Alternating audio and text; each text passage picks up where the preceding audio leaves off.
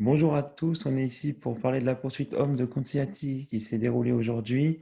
On va revenir sur la performance globale des Français, mais on va revivre la course en mode direct, c'est-à-dire que je vais la mettre sur YouTube et ensuite on en discutera.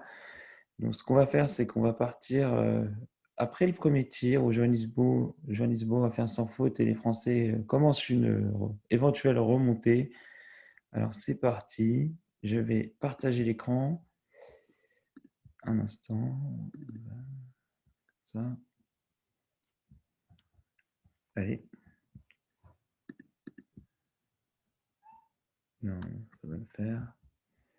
Et c'est parti. On est au kilomètre 4,3. Johannesbo a fait un sans faute. Son frère Taré a fait une faute, donc il est derrière.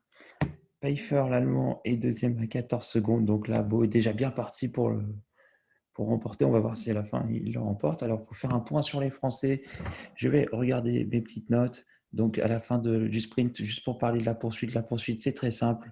C'est Vous partez dans l'ordre des résultats du sprint qui s'est passé jeudi. Donc, par exemple, Tariabo était parti avec 13 secondes d'avance sur Pfeiffer, c'était dans cet ordre-là. Le premier Français était Fabien Claude à 54 secondes. Simon Détieux était deuxième. Alors, il faut savoir que ces Français, ce sont des outsiders, mais les principaux, les maillots forts depuis le départ de Martin Fourcade, c'est bien Quentin Fillon-Maillet qui est 30e à 1,26, qui est parti avec 1 minute 26 de retard sur Johannesburg, et Emilien Jacquelin, 39e à 1 minute 44. Ça sera dur pour eux de remonter. Alors Johannesburg arrive au pas de tir, donc avant de reparler du sprint, on va regarder ce que va faire Johannesburg. Johannesburg, c'était le concurrent direct l'an dernier de Martin Fourcade. Et cette année, Martin Fourcade n'est plus là. Donc oui, en effet, ça va être. Est-ce que ça va être un boulevard pour lui? On ne sait pas. Alors, on va respecter les tirs et on va se taire. Johannes Beu, qui donc fait son 4 tirs, 2 tirs couchés, 2 tirs debout. C'est son deuxième tir.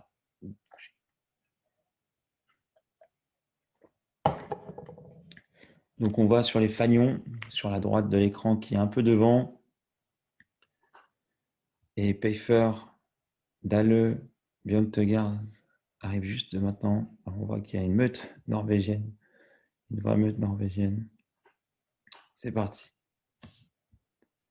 Donc Johannes Beu qui fait un sans faute, donc qui va augmenter son avance puisqu'il attire assez rapidement. Pfeiffer fait une faute. Alors les fautes, c'est des tours de pénalité. C'est une grande différence avec le sprint, puisque le sprint, c'était... Non, pardon, l'individuel, c'est des minutes de pénalité. Le sprint, c'est des tours de pénalité. Donc là, un tour de pénalité, ça fait 30, 20, 25 secondes de plus. Et alors, en relais, ce sont des pioches. On y reviendra plus tard. On voit que Simon Détieux fait une faute, alors qu'il y a eu pas mal de sans faute dans ce deuxième tir couché. Il faut noter qu'un tir couché est plus simple qu'un tir debout, plus de stabilité. Donc là, le premier Français, il ne va pas ressortir maintenant. Fabien Claude qui fait une faute. Emilien Jacquelin qui tire rapidement. Une dernière, ça passe. Ça passe. Quentin Fillon-Maillet qui arrive juste maintenant. Vous voyez, il était parti en 30e position. Donc un point sur le classement. Johannes Beu est devant. Pfeiffer qui était deuxième, il est maintenant à 35 secondes. Donc il est loin. Il est loin. Emilien Jacquelin, ce premier Français, sera 55 secondes. Il a déjà gagné quand même 20 places puisqu'il était sorti 38e. Il était parti 38e exactement donc à 1 minute 44. Il a gagné peut-être 45 secondes et est 11e. Donc c'est plutôt encourageant. Il reste 2 tirs. Il faut savoir que Quentin Fillon-Maillet, donc, qui était un peu la relève depuis le départ de Martin Fourcade, un début de Coupe du Monde assez compliqué, notamment sur les performances de ski où il ne comprend pas trop ce qui se passe et il n'est pas très satisfait. Mais bon, il a fait quand même des résultats plutôt corrects. Là, au classement général, à l'heure actuelle, donc au moment de cette course, hein, Johannes Bö a déjà un petit matelas d'avance. Il a 210 points. Le deuxième, Samuelsson, un jeune Suédois, 175 points. Jacob Fack est en troisième position. Quant à Fillon-Maillet, qui est le premier français, est à 123 points, donc il a quasiment 100 points de retard, 90 points de retard sur Johannes Bö. Alors ça va être compliqué pour les Français d'aller chercher le titre, hein, de gagner la Coupe du Monde, mais pourquoi pas un podium. Émilien Jacquelin, donc, est 15e. Simon Détieux, qui est juste avant lui, d'ailleurs, 14e, un point d'écart. Fabien Claude, 17e. Antonin Guéguin, 22e. Donc, on va voir la performance globale aujourd'hui des Français, s'ils vont réussir à rectifier le tir après leur poursuite quand même bien compliquée, après leur sprint bien compliqué. Johannes Bö, donc, qui est toujours tout seul en tête au kilomètre 6. Donc, il est toujours en tête au kilomètre 6. C'est 12 km 5 la poursuite. Donc là, on est quasiment à mi-parcours. Il a à peu près 25 secondes d'avance, voire plus. Sur Lucas Hofer, Samuelsson et son compatriote Dalle. Alors, le prénom de Dalle, excusez-moi, j'ai un doute, mais ça me reviendra. Tarjei Bø, son frère est 6e, Tarjei Bø, donc qui avait gagné le sprint il y a jeudi, et on voit qu'il est déjà à 36 secondes de son frère. Donc, il faut vraiment être efficace au pas de tir pour espérer un résultat, parce que derrière, ça revient vite. Parce qu'on peut croire que 30 secondes, c'est beaucoup, mais après tes tirs, ça peut être revenu. Émilien Jacquelin est à 53 secondes, il est en 10e position, il continue de grappiller. Alors qu'on voit que derrière, il y a quand même, si Emilien il rate un ou deux tirs, et ben on voit que derrière, il y a 15 personnes qui pourraient potentiellement le doubler. Donc rien n'est fini avant. Quentin Fillon est en 18e position, Simon Détieux 20e. Et est-ce que c'est Fabien? C'est possible, en 21e position, alors que Johannes Bö arrive déjà à un autre intermédiaire. Ce qu'on va faire, c'est qu'on va avancer un peu au tir suivant, qui est le premier tir debout. Alors, est-ce qu'il y a du vent? Ça va être une question intéressante. En tout cas, il arrive, il a un matelas. Il peut se permettre de faire une faute, mais bien sûr, ce n'est pas son but. Alors, l'entraîneur de tir norvégien avant son premier tir, c'est l'ancien entraîneur des Français. C'est parti, Johannes Bö pour son troisième tir, son premier tour de debout.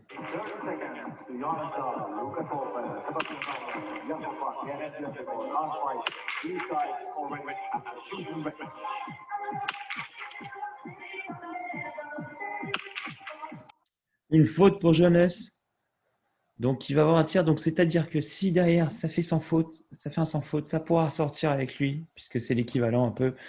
Il y a Dalle, Samuelsson, Fak, Bjørn de Garde, Hofer, Peffer, Tarjei Bø et la meute française derrière. La meute, il n'y en a qu'un, mais c'est déjà pas mal.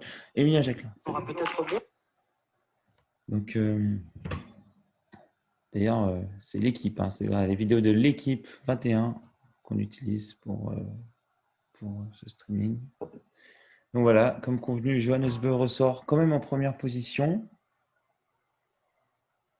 Il va ressortir devant Samuelsson? Non, c'est ça, Samuelsson à 8 secondes. Vous voyez qu'il a été très rapide sur les spi, puisqu'il est, malgré une faute, il est toujours devant.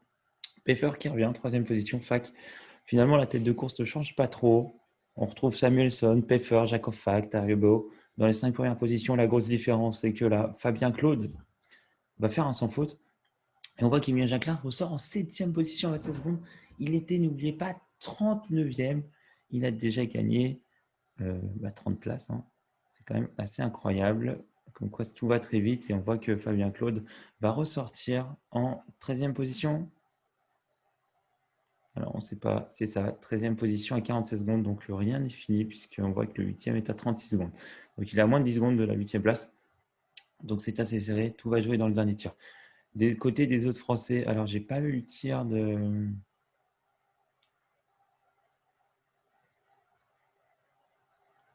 J'ai pas vu le tir de. Quentin Fillon, mais Quentin Fillon ressort 16e et demi, donc il a dû faire une faute. Il peut viser un top 10, mais ça sera pas facile. Et là, on voit le tir de Samuelsson, le Suédois, qui a fait un sans faute et qui est ressorti à 8 secondes de Johannes. Donc là, on voit qu'il a fait un tir quand même assez propre, malgré le petit vent qu'il y avait de côté. Donc, Samuelsson qui était à 8 secondes. Donc, ça va être intéressant de voir au prochain intermédiaire s'il continue de perdre un peu aussi. Grappi, même si Johannes a l'air vraiment tout proche de lui. Alors parfois la caméra écrase, donc il faut se méfier. On va voir.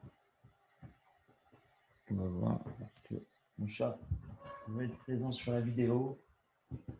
Il est à côté de moi. Oula. Voilà. Il adorait Martin Fourcade. Malheureusement, Martin n'est plus là. Donc Johannes Beu. Allez, un petit intermédiaire, ça serait intéressant. Au pire, on va avancer au prochain intermédiaire pour voir, mais il va en avoir un pas mal parce qu'il y a quand même des intermédiaires assez réguliers. Et Johannes Beu, voilà, Samuelson revient sur Johannes avant le dernier tir. C'est intéressant parce que Johannes est censé aller très vite sur les skis. Et là, on voit qu'il n'est pas si rapide que ça. Pfeffer, Fag, ça va moins vite en général. C'est à 15-16 secondes. Tariebo est à 17. Donc, ils vont arriver tous les trois sur le pas de tir en même temps. On va dire que Johannes et Samuelson auront une petite gâchette. Ils pourront faire une petite pause. Et là, attention, parce qu'il y a une meute norvégienne qu'on voit sur l'écran qui est à 38 secondes. Mais derrière, il y a un Français qui va essayer de ne pas manger tout ça, mais de les doubler. Dahl, Bundeval, Offer. Donc voilà, les Norvégiens sont très rapides et très adroits. Les Norvégiens font une belle course pour l'instant, mais les Français n'ont pas dit leur dernier mot. Fabien Claude est à 46 secondes. Et vous voyez, on parlait de ces 4 Norvégiens en 3 secondes. Ben, il est né qu'à 10 secondes de ces Norvégiens. Donc attention, parce que s'il y a une erreur et Fabien Claude fait un sans faute, et ben Fabien Claude ne va pas se rater. Alors là, il y a pas mal de Français. Hein. J'en vois 3. Claude, le frère de Fabien, Quentin et Antonin Guigona, qui eux sont un peu plus loin, mais pourquoi pas espérer un top 20, voire plus si affinité. Ce qu'on va faire, alors qu'on va, non, c'est quand même intéressant pour voir les gestuels, la technique lors des montées. Ça, c'est une montée assez longue et difficile. Alors, enfin, lors du dernier tour, elle va compter. Est-ce qu'un Français, est-ce qu'un coureur va attaquer dans cette dernière montée à quelques kilomètres de l'arrivée, à quelques mètres de l'arrivée? Alors, on pense que derrière, ils ne sont pas loin, mais ça écrase. Hein. En biathlon, il faut se méfier. Il faut se méfier. Je regarde beaucoup en bas à gauche parce que c'est là qu'il y a les temps de référence et c'est important là, puisqu'on arrive au dernier tir. Toutes les secondes sont importantes. Donc 17 secondes. Le premier groupe de poursuivants. Le deuxième groupe avec Émilien Jacquelin. Alors lui qui ne s'arrête plus. Là. Émilien Jacquelin qui est 7e. Il continue sa remontée. S'il fait un sans faute, il peut et éventuellement espérer un podium. Hein. S'il fait un sans faute au dernier tir, on verra ce qui se passe. Il est en 7e à 30 secondes. Et même Fabien Claude qui me surprend, qui est en train de vraiment retrouver des belles jambes et qui est en train de revenir sur le groupe de Norvégiens et donc d'Emilien Jacquelin directement. On va aller au tir.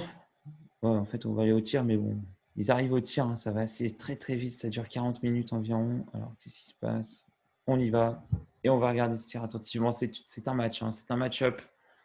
C'est un match-up. Samuelson contre Johannes Beu, c'est le dernier tir. Alors, on va mettre le son sinon cher. On verra. C'est parti, Johannes Beu, Samuelson.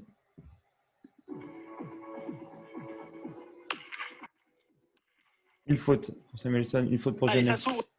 Donc là, ça veut dire que si derrière, ça fait un sans faute, ça peut revenir. On va voir si Tarier, Pfeffer et Fak et Jacob Fak vont en profiter. Samuelson, un tour de pénalité et Johannes 2. Alors ça, c'est quand même très très important. Ça veut dire que Johannes Beu ne pourra pas remporter cette poursuite parce qu'il y aura trop d'écart. Il ne pourra pas reprendre 20, 25 secondes, 30 secondes dans le dernier tour. Il reste moins de 3 km. Et là, ça rate. Fak Pfeffer, il y a tout. Ah, Emilien a raté. Alors ça, c'est dommage. C'est dommage, mais Emilien deux fautes. Pfeffer deux fautes. Fak une faute. Dole une faute. Et Tarier une faute. Alors là, c'est très intéressant parce que Hofer, Christensen, Fabien Claude peuvent en profiter. Attention, Lagrade, très dur à prononcer, peut en profiter. Fabien Claude sans faute. Alors là, ils vont ressortir à 2. Alors ça va être magnifique. Fabien va ressortir 3e, je pense. Non, Fabien va ressortir. Fabien ressort 3e. Oh là là, il est pris un sandwich. Il est pris un sandwich par deux Norvégiens. Johannes, qui devrait être le plus rapide, on ne sait jamais, il a montré des petits doutes. Hein. Il nous a C'est étrange. Le tour d'avant, il s'est fait rattraper par Samuelson alors qu'il avait 8 secondes à la sortie du troisième tir. C'est pas son habitude. On va voir ce que Fabien Claude peut espérer, mais un podium, hein, c'est pas compliqué. Je pense que Jacob Fax est un peu plus lent. Quentin, on n'a pas du tout regardé le tir des autres, mais Quentin est 8e, très belle performance hein, sur ce dernier tir. Emilien qui ressort en 9e. Et bah finalement, Martin n'est plus là, mais les trois Français dans le top 10, ça devrait être la même. Ça devrait être le cas. Et là, on voit le tir de Johannes qui a fait 2 fautes. Ah oui, très très en haut. Et là, alors, on va voir comment il a rectifié. S'il a refait. Moi, il me semble qu'il a raté la dernière ensuite. Hein. Donc celle-là, elle est bien au centre. Celle-là, elle est à droite. Celle-là, elle est à gauche. On voit qu'il n'y a pas une belle règle. Oula, alors celle-là, elle est bien ratée. Ça ouvre une ouverture à notre Fabien Claude. Samuelson va gagner. Hein. Samuelson gagnera cette poursuite. Le Suédois. Et là, là, c'est pas compliqué. Hein. Il y a 2 places sur le podium à prendre. Ils sont 3. Pas être pessimiste, hein, mais on n'a pas envie d'une médaille en chocolat, même si c'est quand même plus réservé pour les Jeux Olympiques, ça, en général. Mais bon, là, attention, les descentes, c'est toujours très technique. C'est toujours très technique. Il reste, alors pour ceux qui nous demandent, hein, il reste 8 minutes de course. 8 minutes de course. On va avancer à l'intermédiaire de 20 secondes. Hein. Donc là, on voit qu'ils sont à 28 secondes. Donc Samuelson, il n'est pas en danger. Derrière, ça ne reviendra pas. Donc ça va vraiment jouer. Et là, on voit 2 Français. Donc c'est Quentin Fillon et Émilien Jacquelin. Finalement, les deux entre guillemets meilleurs Français sur le papier, qui sont 8e et 9e et qui étaient partis respectivement 30e et 38e. Donc finalement, on peut dire que c'est une réussite cette course. Parce que là, ils devraient terminer à ces places-là. Donc, tout de suite, un autre intermédiaire. Ça, c'est vraiment sympa d'avoir des intermédiaires assez réguliers pour vraiment voir où sont nos adversaires et surtout voir si on perd ou si on gagne du temps. Donc là, il reste 700 mètres. Hein. Il reste 700 mètres. Dernier tour, 700 mètres. Il y avait 28 secondes, il me semble. Et attention, parce que c'est la fameuse montée. Fabien Claude va se décaler. C'est la fameuse montée où il peut avoir des attaques. Et attaque de Fabien Claude. Hein. Attaque de Fabien Claude qui essaie d'accélérer. Ça a l'air dur hein, pour Johannes qui se décale. Et là, ça monte très très fort. Hein. Là, ça monte très très fort. D'ailleurs, il se détache. Fabien Claude qui dépose Johannes et l'Aigrid. Alors ça, c'est plus surprenant que Johannes. Bon, Johannes est 3e, mais Johannes n'arrive pas à suivre Fabien Claude. Il reste quelques mètres. Hein. Là, il reste 400 mètres, donc c'est vraiment un gros sprint. C'est pas fini, là, il faut se reposer avant de relancer. On voit plus Samuelson, mais Samuelson, il va arriver d'ici 100 mètres. Hein. Là, Samuelson, il est vraiment dans le stade d'arrivée où c'est la folie normalement. Mais bon, là, il n'y a pas de public en raison du virus. On voit qu'il finit assez tranquillement. Hein. Samuelson, il n'a pas besoin de faire un gros effort. Il profite de sa victoire.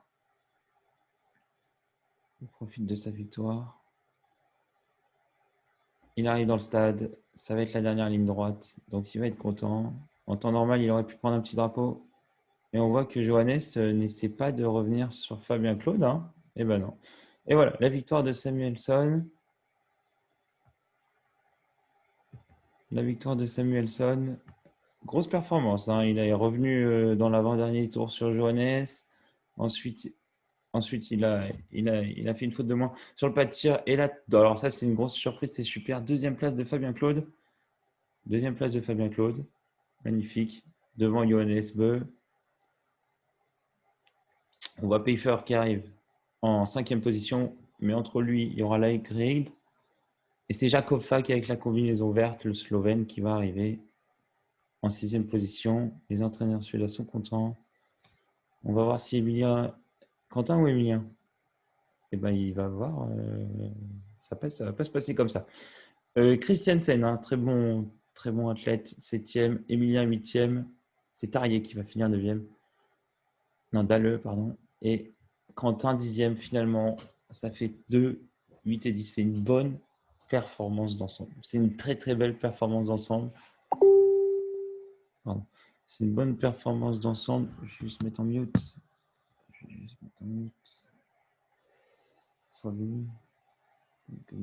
Donc voilà, Simon Détieux, photo finish, hein, mais il va terminer dans les 15e positions. On va attendre de l'arrivée de Antonin Guigonin.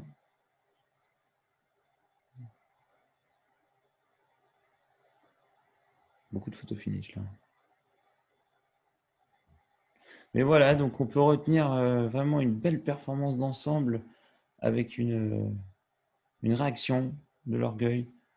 3e Fabien Claude, 8e Emilien Jacquelin, 10e Quentin Fillon-Maillet, alors oui, Fabien Claude était parti 11e, mais il faut retenir Emilien Jacquelin qui était parti 38e, Quentin Fillon 30e, oula, Loginov qui termine 24e, ça c'est une surprise, hein. Même Cohen 25e, l'Allemand.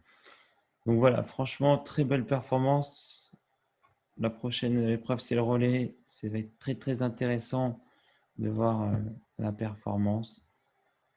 On va juste regarder les 30 premiers et ensuite Antonin Guigonin qui arrive en 29e position.